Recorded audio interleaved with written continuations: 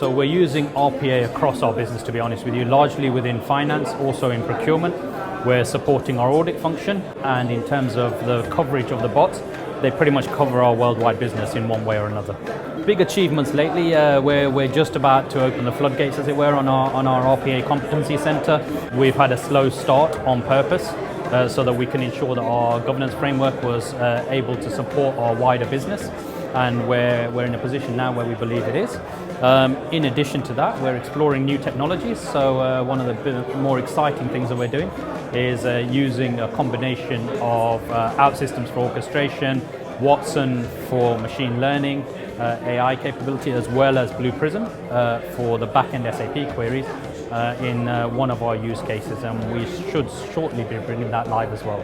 Today it's been really great to collaborate with people who are following a similar process to ourselves, an ability to network with others, to understand that we're not alone, and to also understand that basically some of the challenges that we face, others have faced as well. So at least it gives us a level of assurance that we're on the right track. So top tip would be start. Yeah? Pick a small process, a quick win that has a good impact, and just get started. Start building something, start showing the value, and then get the sponsorship.